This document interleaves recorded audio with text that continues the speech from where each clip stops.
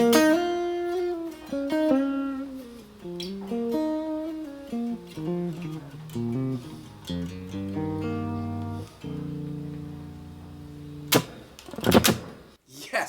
Welcome back to another Music Maker guitar video. Josh here as always. Please do like, comment, subscribe, leave a comment, let's talk. But today, I wanted to share something that I actually just found in my Instagram feed.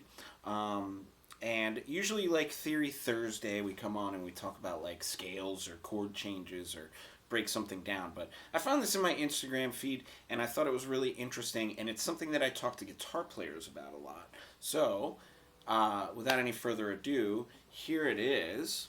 If you're having trouble choosing 808s and kicks that work well together, just remember this. If you pick an 808 that is primarily heavy in the sub region, then the kick needs to live more in the low. So if you have a subby 808, pick a kick that is a little bit more knocky and less subby. The purpose is to stagger the two so that we're filling up this bottom end of the frequency spectrum.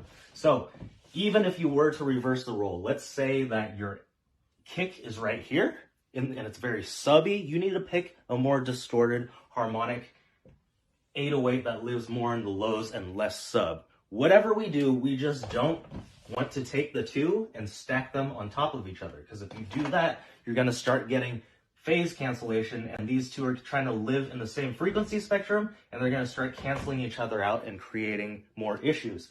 And what this guy's talking about is where instruments sit inside of a mix. And of course he's talking about sub bass and kick drum and 808 and where that fits. But for me, like, I think about where guitar players sit a lot in the mix.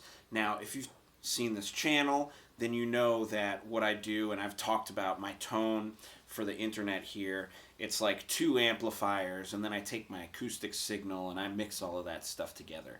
That works really great for this channel because I do a lot of solo guitar playing on here. There's really not a lot of other instruments going on. It's a guitar-centric thing.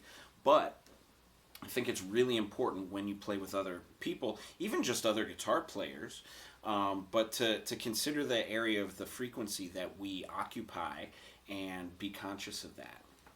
So for me, a lot of the time, even if I'm just by myself with my amp, I flip back to this back pickup,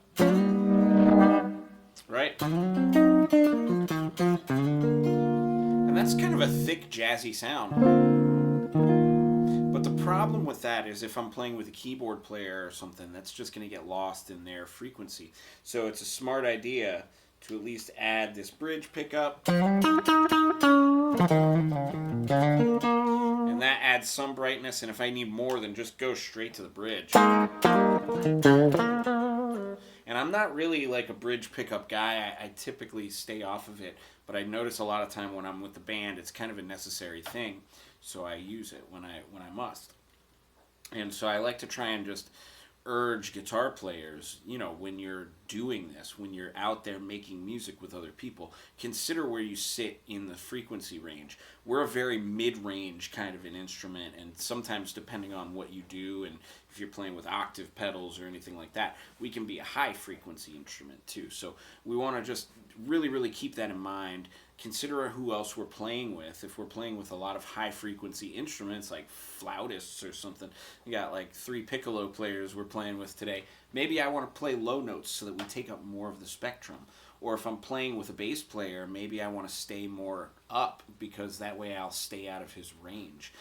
And this isn't just about like the frequency range that you take up with your pickups, but it's also with where you play. I notice like a lot of guitar players are guilty of when 2 guitar players are playing together, the one guy will look at what the other guy is doing and try and copy it.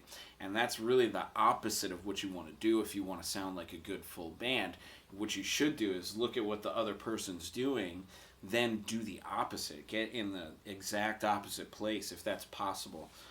And, you know, that might frequency fight with some other instrument in your band. You always have to take that into consideration. But I really, instead of trying to match somebody, it's better for you to show your voice and try and just do something that's different, that's you, that expresses what you're thinking in this moment musically. So that said, I'm just going to keep this one short today. Just try and think about the zone of the spectrum that you're in, and just try and make sure that it's a different one than anybody else, because again, you could have just any kind of a different situation, and that's really, really important, just to make sure you're out of the way. And by doing so, you'll be able to keep your volume down and still be heard. There's just so many benefits that come from this kind of playing. So that said, I am going to keep it short and get out of here, play my way out. But have a great Theory Thursday. I'll see you tomorrow for Funky Friday. Pick up that guitar, practice, and play today.